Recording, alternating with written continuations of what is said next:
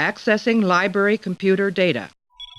Hello to all of my new subscribers and everyone else, and welcome to my review/overview of the Resource Rumble OP prizes and resource that came out in October of 2017.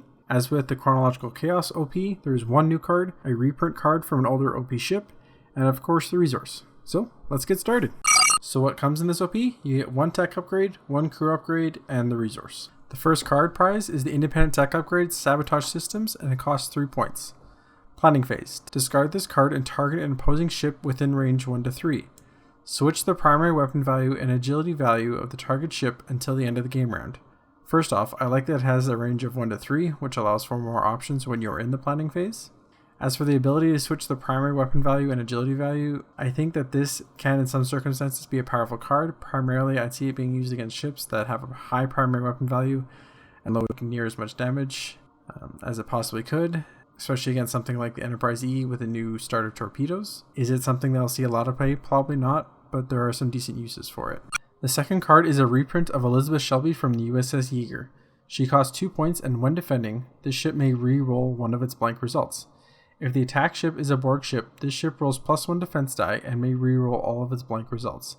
This card is okay if you're not facing a Borg ship for a little bit of passive defense die quality, but this card excels against Borg ships with the extra defense die and the reroll of all its blanks. Combine this with the Unimatrix shields from the Delta Flyer on the new Sutherland with some other defensive upgrades, and you have one heck of a tank ship against the Borg. So probably won't see a ton of OP play, as Borg are not really that relevant, but definitely something to use in mission play. And finally, we have the resource, Frontline Retrofit, and it costs 5 points. This card can only be assigned to a ship that has a printed hull value of 3 or less. This ship gains the following. 1. Increase the ship's shield's value by +1. 2. Add an additional weapon upgrade to the ship's upgrade bar. 3.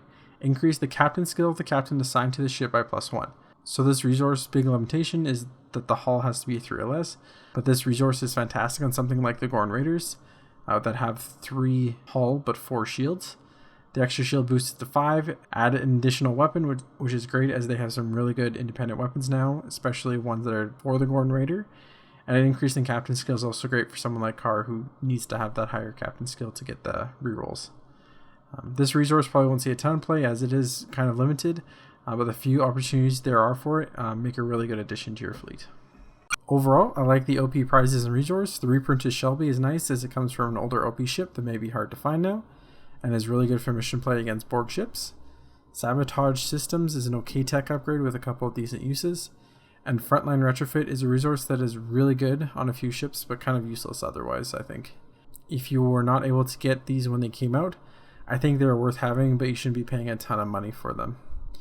If you disagree with me on a card, make sure to let me know in the comments, as always, and like, share, and subscribe, and I shall see you next time.